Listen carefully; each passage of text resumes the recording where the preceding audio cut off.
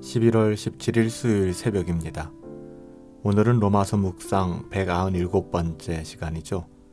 로마서 15장 4절부터 6절까지의 말씀을 가지고 인내와 위로의 하나님이라는 제목으로 하나님의 말씀을 함께 상고합니다. 무엇이든지 전에 기록된 바는 우리의 교훈을 위하여 기록된 것이니 우리로 하여금 인내로 또는 성경의 위로로 소망을 가지게 함이니라. 이제 인내와 위로의 하나님이 너희로 그리스도 예수를 본받아 서로 뜻이 같게 하여 주사 한 마음과 한 입으로 하나님 곧 우리 주 예수 그리스도의 아버지께 영광을 돌리게 하려 하노라. 아멘. 우리는 앞서서 강한 자가 약한 자의 약점을 담당해야 한다는 것에 대해서 로마서 15장 1절 말씀을 통해서 살펴보았습니다. 강한 자의 역할은 혼자 앞서 나가는 것이 아니라 약한 자와 함께 약한 자의 손을 잡고 가는 것임을 알아보았죠. 그렇다면 하나님께서 그렇게 하시는 이유는 뭘까요? 그 이유는 강한 자가 약한 자를 섬기고 돌보는 것이 강한 자의 영적 성장에 있어서 필수적인 과정이기 때문에 그래요. 예를 들어 생각해 볼까요?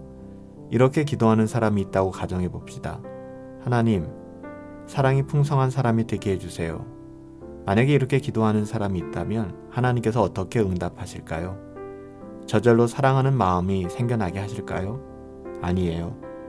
하나님께서 하시는 일은요, 누군가를 사랑해야 될 상황이 생기게 하시는 거예요.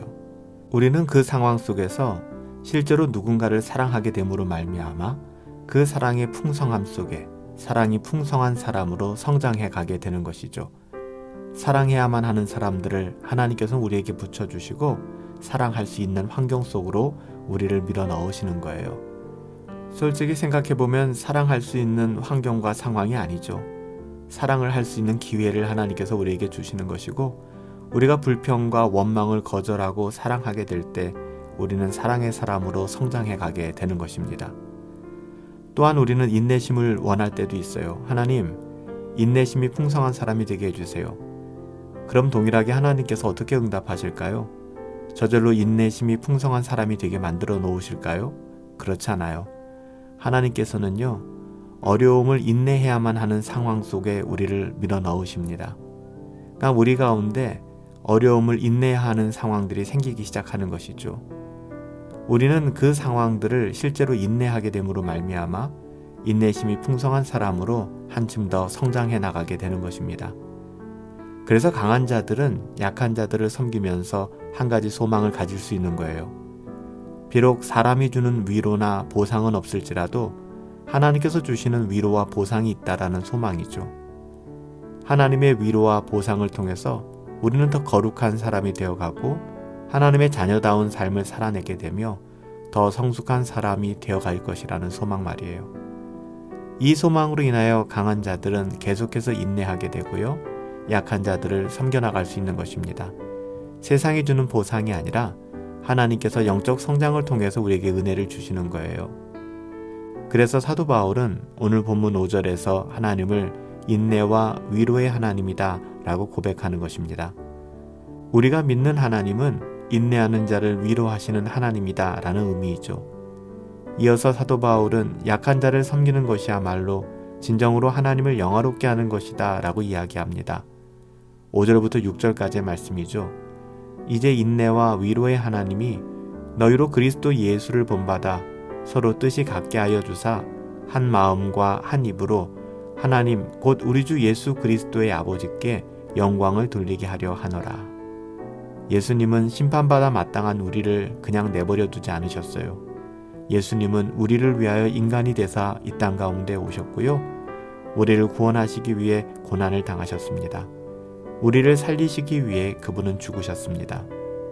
이제 하나님께서는 우리도 그렇게 예수님을 닮은 우리가 주님 안에 거하기에 예수님과 연결되어 있는 그런 삶을 살아가라 이렇게 말씀하고 계십니다.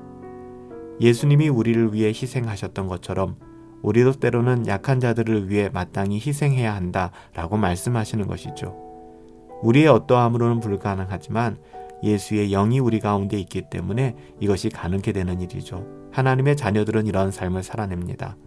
바로 이것이 하나님께 영광을 돌리는 삶이다 라고 성경은 증언하고 있어요.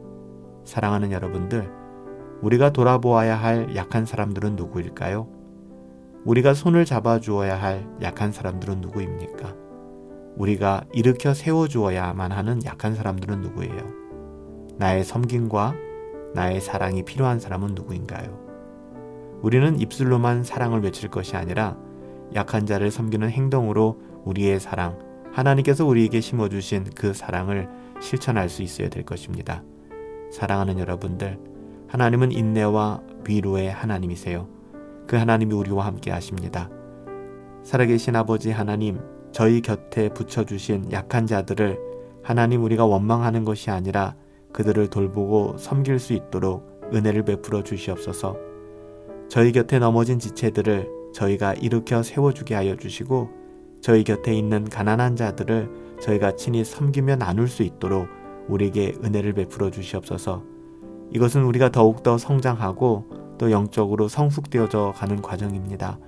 하나님께서 우리에게 그런 은혜를 주사 오늘 우리에게 주어진 삶의 모든 영역에서 감사함으로 또 하나님의 은혜 안에서 하나님의 자녀다운 삶을 살아낼 수 있도록 하나님께서 우리의 영혼을 붙들어 주시옵소서.